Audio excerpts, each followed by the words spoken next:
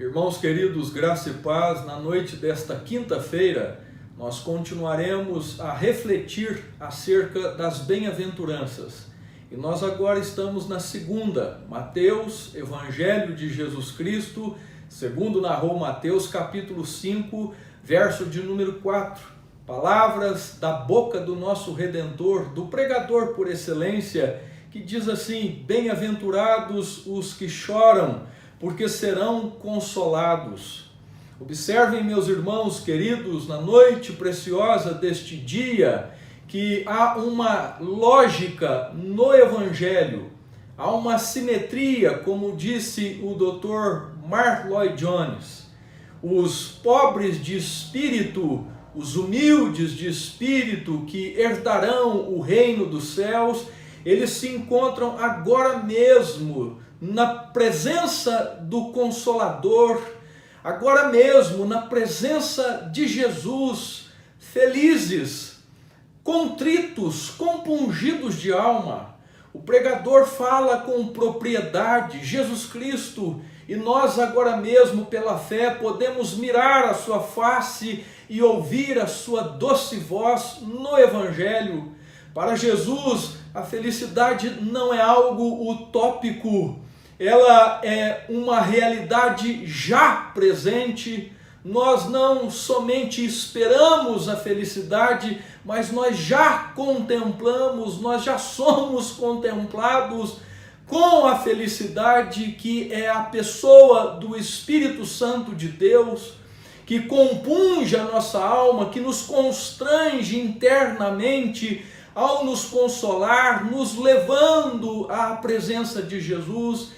E na presença de Jesus, meus irmãos, nós nos derramamos, nós choramos de vergonha, nós choramos em desespero porque nós o ofendemos, nós sim o crucificamos e agora podemos ouvir dele, da boca de Jesus: felizes, bem-aventurados os que choram, porque eu ainda assim os consolarei.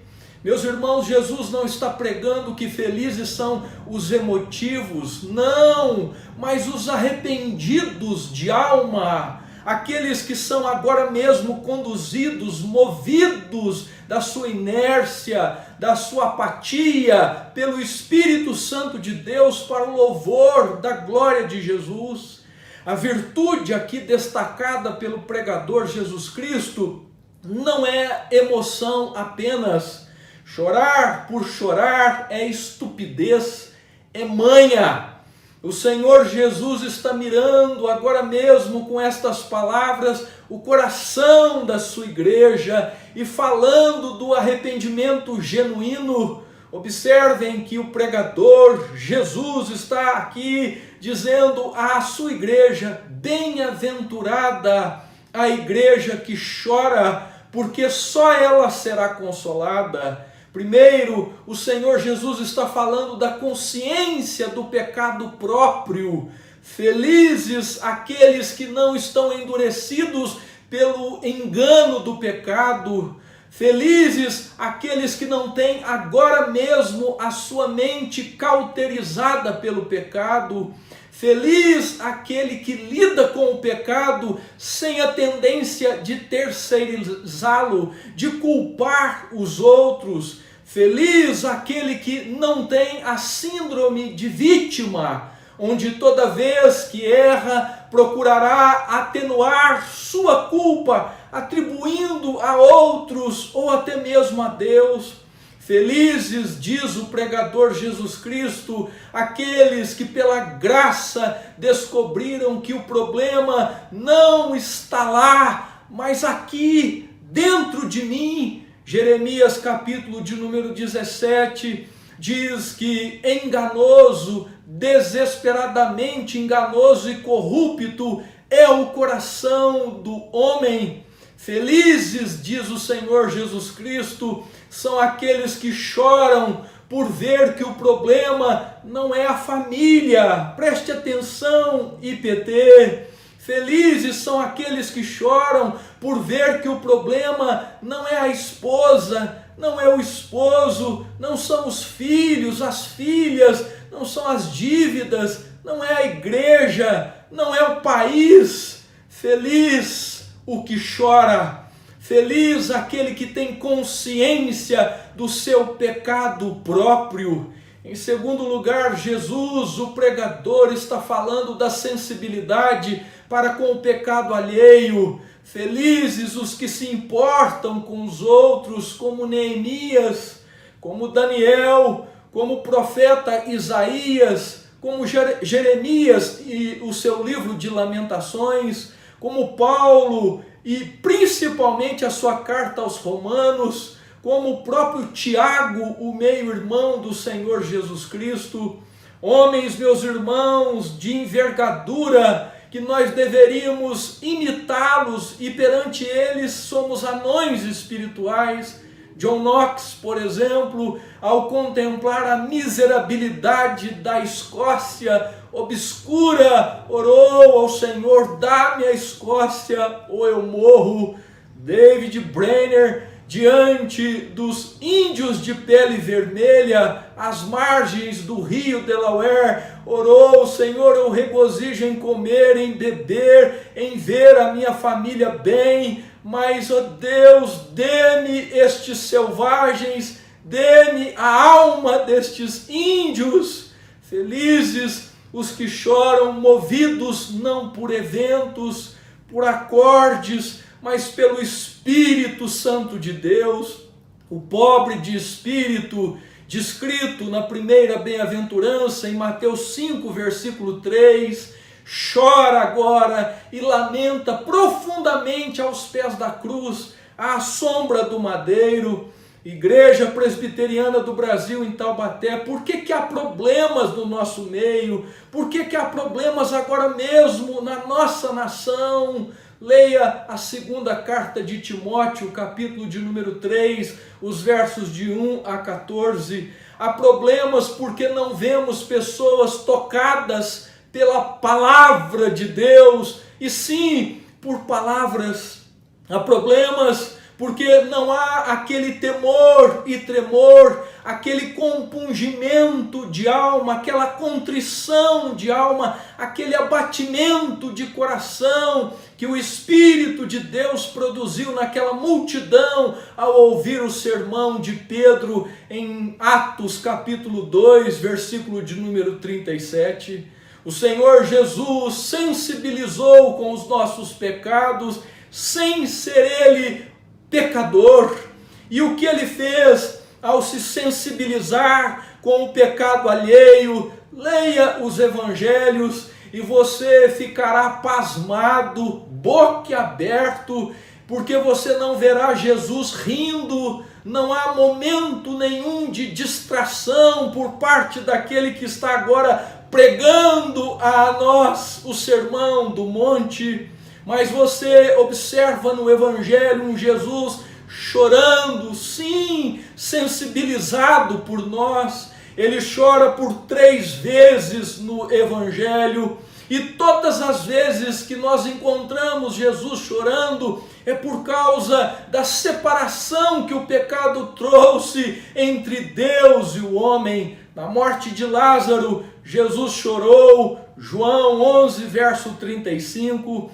À vista de Jerusalém, a menina dos seus olhos, Jesus chorou, Lucas 19, verso 41, sobre o seu sofrimento vicário, substitutivo, Jesus pranteou, Hebreus capítulo 5, verso de número 7. O pregador, Jesus Cristo, afirma que somente estes que estão sensibilizados para com os seus pecados próprios e também sensibilizados para com o pecado da nação, para com o pecado alheio, somente estes é que serão consolados. Veja, meus irmãos, que bênção, que alegria, como somos ditosos, porque Jesus diz: serão consolados, não vitoriosos, não campeões, não prósperos materialmente falando, mas consolados. Arrependimento é a primeira palavra do Evangelho. Mateus capítulo 4, verso de número 17, Jesus começou o seu ministério pregando: arrependei-vos e crede no Evangelho. O arrependimento é por toda a vida, afirmou Lutero em sua primeira tese, afixada nas portas da Catedral de Wittenberg. A tristeza, segundo Deus, diz o apóstolo Paulo na sua segunda carta aos Coríntios, capítulo 7, verso de número 9, ela é boa, ela é saudável, ela produz salvação, vida. E esta tristeza, segundo Deus, aconteceu para mim desde o dia 17 de fevereiro de 1999, quando ouvi o pregador dedilhando um violão e dizendo de que maneira poderá o jovem guardar puro o seu caminho, e não há outra maneira a não ser observando a lei do Senhor e sangrando aos seus pés. Salmo 119, versículo 9. E para você, quando a tristeza de Deus aconteceu, Jesus, meus irmãos, o pregador está falando de arrependimento, da dor causada pela espada do Espírito Santo de Deus. João capítulo 16, versículos 7 a 13, o Espírito tem nos convencido do quanto que fomos e somos pecadores, do quanto fomos e somos injustos e do juízo que está por vir. Se há, meus irmãos, muita lágrima hoje de crocodilo no nosso meio, é porque o arrependimento está sendo superficial. Meus queridos irmãos, qual foi a última vez que você sangrou, que você de fato chorou, não por uma separação horizontal, mas uma separação vertical? Quando foi que você de fato caiu em si e recobrou conscientemente pela luz do Evangelho que na casa do Pai há pão com fartura? Ah, meus irmãos, há júbilo perante os anjos, perante o trono da glória de Deus, quando um pecador se arrepende e se volve do seu pecado.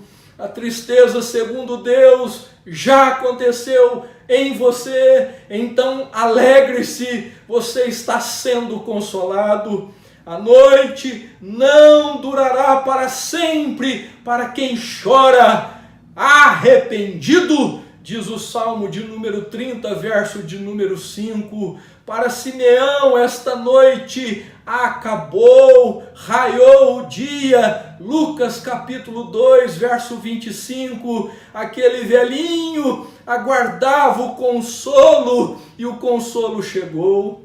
Eu termino na noite deste dia. Você tem chorado pelo pecado ou por consequência do pecado? Eu espero de todo o coração que você tenha chorado pelo pecado e não por consequência do pecado. Vivemos, igreja, agora mesmo entre o já e o ainda não, entre o já de Isaías 61, versículo de número 2, e o ainda não de Isaías 30, verso 19. Todavia, sempre consolados. Você que chora agora mesmo, pai, mãe, filhos e filhas, esposo, esposa, você que chora agora, não chorará mais. Apocalipse 21, verso de número 4. Mas você que não tem chorado agora, chorarás um dia, diz Apocalipse, capítulo 18, versículo de número 9. O arrependimento, igreja, é graça do Espírito Santo de Deus, por meio da qual um pecador é humilhado em seu íntimo e transformado em seu exterior. Os puritanos foram homens bem-aventurados, chorosos, mas consolados.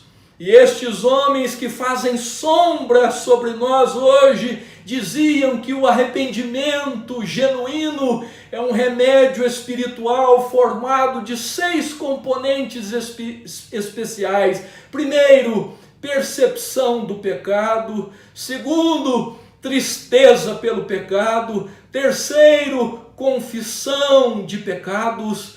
Quarto, vergonha pelo pecado. Quinto, ódio pelo pecado. E sexto, conversão do pecado, abandono do pecado. 3 homens conversavam sobre o que os fizera abandonar o pecado. O primeiro disse: acho que são as alegrias do céu. O segundo afirmou: acho que são os tormentos do inferno.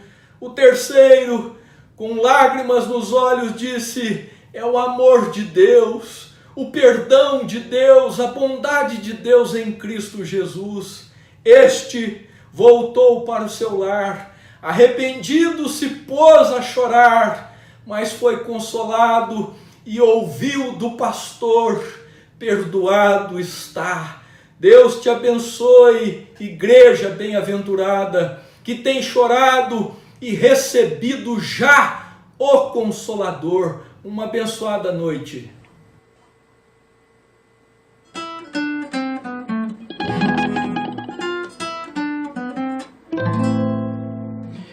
Eu encontrei a ovelha que há muito se desgarrou.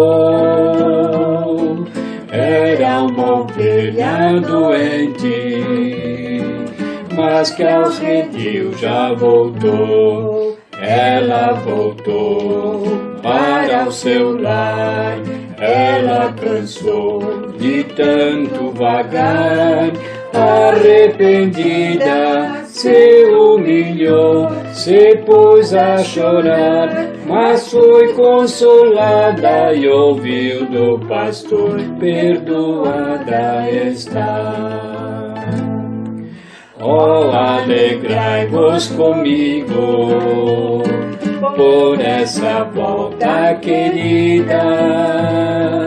Hoje já está no abrigo a minha ovelha perdida. Ela voltou para o seu lar. Ela cansou de tanto vagar. Arrependida, se humilhou, se pôs a chorar, mas foi consolada e ouviu do pastor: perdoada está.